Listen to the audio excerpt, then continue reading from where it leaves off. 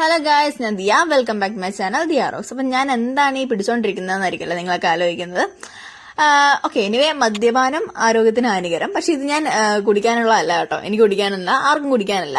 ഇത് നമ്മൾ എന്താ സംഭവം എന്ന് വെച്ചാൽ, ഞങ്ങൾ എന്നും ബന്ദി നട്ടുവെക്കും, എന്നും നട്ടുവെക്കും. എന്നിട്ട് അടുത്ത ദിവസം രാവിലെ എഴുന്നേറ്റ് നോക്കുമ്പോൾ അതൊന്നും അവിടെ കാണില്ല, എല്ലാം തിന്നു തീർത്തിട്ടുണ്ടാവും. ഇതിപ്പോ ആരാ തിന്നുന്നതെന്ന് അന്വേഷിച്ച് ചെന്നപ്പോഴാണ് നമുക്ക് മനസ്സിലാവുന്നത് ഇത് ആഫ്രിക്കൻ ഒച്ചാണ് ഈ പരിപാടി ചെയ്യുന്നത്. അപ്പോൾ ഇതിനെ തുരത്താനുള്ള മാർഗങ്ങളൊക്കെ നമ്മൾ യൂട്യൂബിൽ കയറി നോക്കിയപ്പം യൂട്യൂബുകാർ പറഞ്ഞു തന്ന കാര്യമാണിത്, ബിയർ. അപ്പൊ ബിയർ ഇങ്ങനെ ഒഴിച്ചു വെച്ചാൽ ഈ ആഫ്രിക്കൻ ഒച്ചൊക്കെ വന്ന് അതിനകത്ത് കയറി ചത്തുപോകുന്നാണ് അവർ പറയുന്നത്. അപ്പൊ അതിനുവേണ്ടി വാങ്ങിയതാണിത്. അപ്പൊ ബിയർ ഇങ്ങനെ ഒരു പാത്രത്തിൽ ഒഴിച്ചു വെച്ചിട്ട് ക്യാബേജ് അരിഞ്ഞ് അതിന്റെ നടുക്ക് ഇതുപോലെ വെക്കണം എന്നാണ് അവർ പറഞ്ഞത്. കാരണം ക്യാബേജിന്റെ മണം കിട്ടിയിട്ട് ആ ഒച്ചൊക്കെ വന്ന് ബിയർ പാത്രത്തിൽ കയറി ചത്തുപോകുന്നാണ് പറയുന്നത്. അപ്പൊ അതിനു വേണ്ടിയിട്ടാണ് നമ്മൾ ക്യാബേജും വെക്കുന്നുണ്ട്. അങ്ങനെ എല്ലാം സെറ്റ് ചെയ്തിട്ടുണ്ട്. ഇനി സെറ്റ് ചെയ്ത് അവിടെ കൊണ്ട് വെക്കുന്ന പരിപാടി മാത്രമേ ഉള്ളൂ. അങ്ങനെ ഇതെല്ലാം സെറ്റ് ചെയ്ത് നമ്മൾ അവിടെ കൊണ്ട് വെച്ച് കഴിഞ്ഞു. പക്ഷെ അടുത്ത ദിവസം രാവിലത്തെ കാര്യം പറയുകയാണെങ്കിൽ ഒച്ച പോയിട്ട് ഒന്നും തന്നെ അതിനകത്ത് ഉണ്ടായിരുന്നില്ല. അതായത് ഓരോ ഒച്ചും കയറിയിട്ടുണ്ടായിരുന്നില്ല. അത് നമ്മളെ പറ്റിച്ചാണ്. ആക്ച്വലി ബിയർ ഒന്നും വെച്ചാൽ ഒച്ച കയറത്തില്ല. ഇപ്പൊ ഇതൊക്കെ കൊണ്ടുവെക്കുന്നത് വെറുതെ ആയിരുന്നു, ഒന്നും കയറിയിട്ടുണ്ടായിരുന്നില്ല.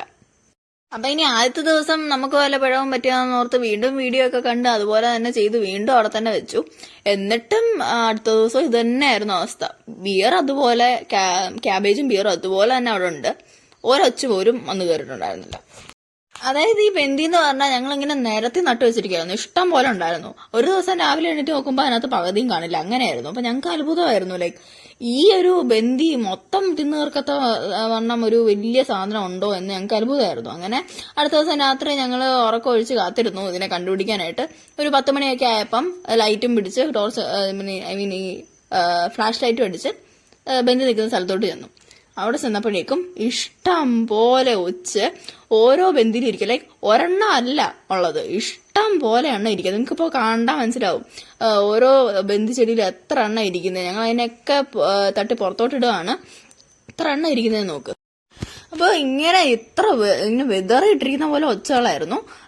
ഏതായാലും ചെടിയുടെ മുകളിലോട്ട് ഉപ്പിടാൻ പറ്റില്ല, ഉപ്പിട്ടാൽ ചെടി നശിച്ചു പോകും. അപ്പൊ അതിന് ഞങ്ങൾ വിചാരിച്ചു എന്നാ ഒച്ചിനെയൊക്കെ ചെടിയും തട്ടി താഴെ ഇട്ടിട്ട് ഒരു സ്ഥലത്ത് കൂട്ടി വെച്ച് അതിന്റെ മുകളിലോട്ട് ഉപ്പിടാന്ന്. ആദ്യം ഉപ്പിട്ട് നോക്കി. എന്നിട്ട് ഉപ്പിട്ട് നോക്കിയിട്ട് ഈ ചെറിയ തീരെ കുഞ്ഞ ഒച്ചൊക്കെ ഉണ്ട്. അപ്പൊ അതിന്റെ മെത്തുന്ന ഉപ്പ് വീടില്ല.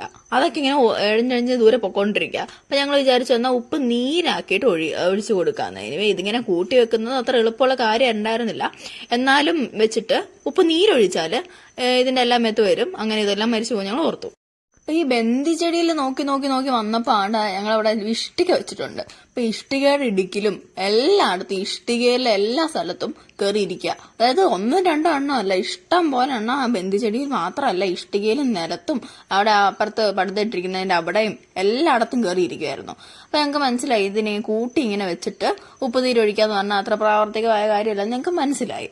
അപ്പൊ പിന്നെ ഞങ്ങൾ വിചാരിച്ചു കയ്യിൽ ഗ്ലൗസ് ഇട്ടിട്ട് ഓരോന്നിനും എടുത്ത് ഇങ്ങനെ ഉപ്പ് നീരൊരു പാത്രത്തിൽ ഒഴിച്ചു ആദ്യം. എന്നിട്ട് കയ്യിൽ ഗ്ലൗസ് ഇട്ടു. ഗ്ലൗസ് ഇടാണ്ട് ഇതിനെ തുടരുത്.